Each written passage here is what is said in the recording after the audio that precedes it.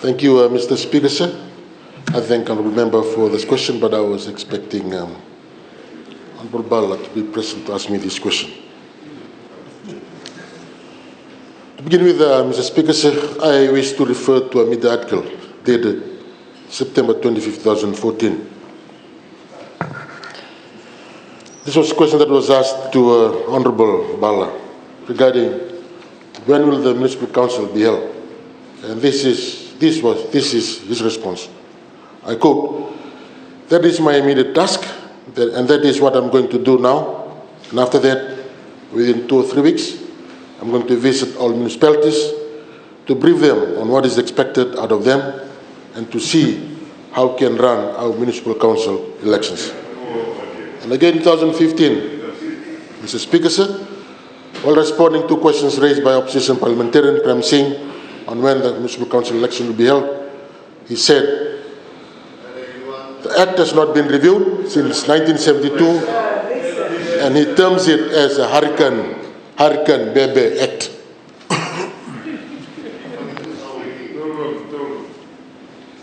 Mr. Speaker, sir, I must ask Honourable Member, even though he's not here, what action did he take during his tenure as Minister for Local Government to hold these elections?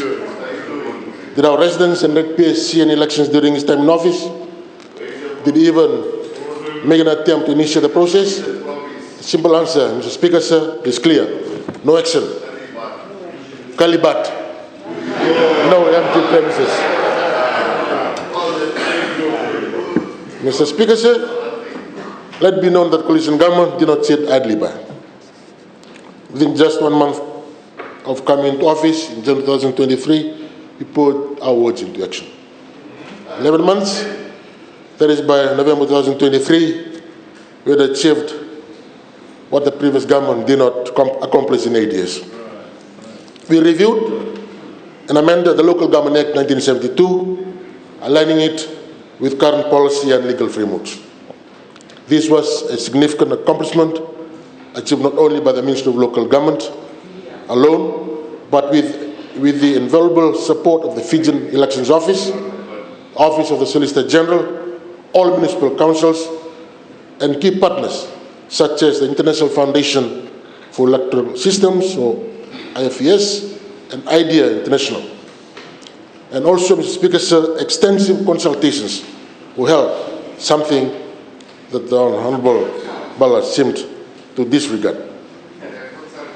Mr. Speaker, sir, as a Minister for Local Government, I believe the timing of local government elections in Fiji is a matter of significant public interest and has been a topic of discussions among Fijians and political leaders for several years.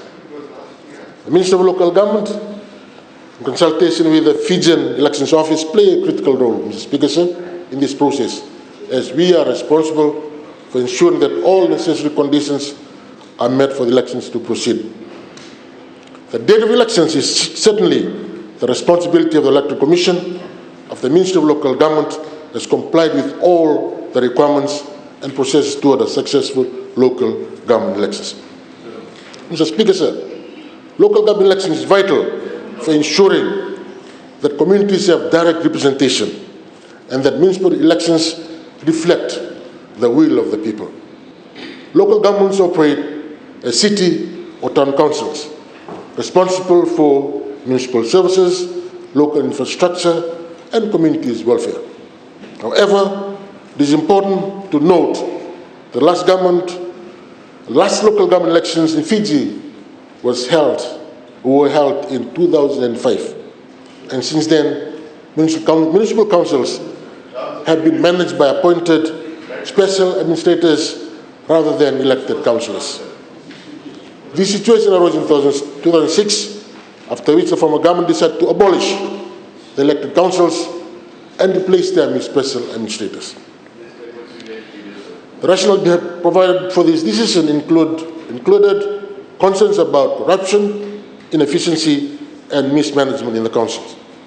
Mr. Speaker, sir, reinstating the local government elections is part of the coalition government's commitment for promoting democracy, accountability, and community representation. I would like to reiterate that in 2023, the Ministry has commenced the work on the preparation of local government elections. This includes action plan formulated by the assigned working group, which has planned activities and timelines for the same. Since then, our team has been vocal about government's plan to hold this election, emphasizing the importance of local democracy and the need to empower communities through elected representation. Mr. Speaker, sir, running a local government election in Fiji is also challenging due to its complex socio-political landscape, diverse ethnic makeup, and historical tensions. The lack of regular local elections since 2006 that adds to the complexity requires substantial efforts to educate and mobilize voters while ensuring compliance with electoral laws and fostering a political stability in a fragile democratic environment. Mr. Speaker, sir, one major issue that the Ministry has noted is discrepancies in the municipal wards. The lack of proper documentation for transfer wards in few municipal councils has also caused delays in the finalization of wards. This imbalance can lead to unequal representation and resource allocation, affecting the effectiveness of local governance. Mr. Speaker, sir, for the first time, there will be policy guiding representation councils where each resident's vote within the municipality carries the same weight. Mr. Speaker, sir, I would like to commend our key agencies, IFES, IDEA International, Commonwealth Local Government Forum, and New Zealand Local Government, and the government ministries for their assistance in the preparation of the local government elections thus far. With the assistance provided by our key agencies, the ministry has completed major processes such as conducting public consultations, revisions of the archaic provisions relating to local government elections, the Local Government Act of 1972, awareness, raising concerns, and finalization of municipal wards. Mr. Speaker, sir, as we speak, the Ministry, in consultation with all municipal councils, is in the final stage of ironing out the logistic details for the upcoming elections. Our focus now is on establishing policies and procedures for the allocation of councillors per municipal ward. This to ensure that the electoral process is transparent and fair. Once the Ministry finalizes all the technical requirements, the next phase will involve collaboration with the Federal Elections Office and the Electoral Commission for the remaining process. In this case, Mr. Speaker, sir, we want to make sure that accurate information, proper processes are followed for handing over to the Fiji Election Office. Therefore, the Ministry is working closely with the Fiji Elections Office with the objective to have the elections. Mr. Speaker, sir, the status of local election Fiji reflects the government's commitment to restoring local democracy and ensuring that communities have a voice in their own governance. Furthermore, Mr. Speaker, sir, work is underway to allow villages within the municipal boundaries and at least 2 kilometers outside of the boundaries be part of the elections. These are villages with the landowners of town and cities, hence they have the right to participate in the process to elect councillors. These villages will be included through the Section 125 of the Local Government Act. Mr. Speaker, sir, as per Section 125 of the Local Government Act 1972, the inclusion of Tauke villages will require the approval of the Tauke Affairs Board. It is worth noting that the board have been consulted and the Ministry is waiting confirmation of the above. In addition, Mr. Speaker, sir, the Office of the Solicitor General has drafted appropriate regulations, which is again pending with the Tauke Affairs Board for comments and suggestions. We endeavour to conclude this process as soon as practicable to enable smooth transition.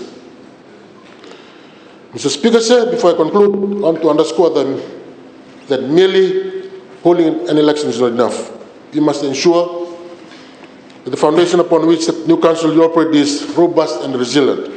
To this end, we have been diligently working to establish a comprehensive code of conduct and other essential guidelines through new regulations.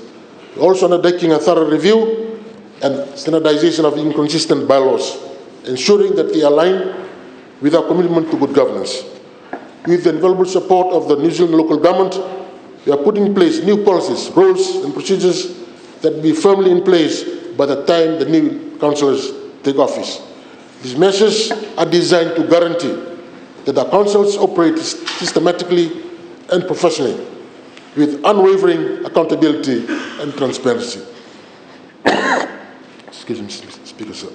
The coalition government is not just preparing for election, we are building a solid foundation for the future of local governance in Fiji.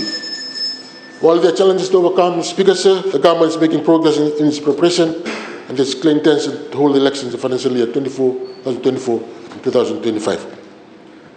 And the date of the election will be confirmed following consultation with the Fiji Elections Office and the Electoral Commission. Mr. Speaker, sir, I would like to conclude with a call for continued support from all political leaders, civil society, organizations, and the public to ensure that the local government elections are conducted successfully, which will contribute to the strengthening of democracy in Fiji. Thank you, Mr. Speaker, sir.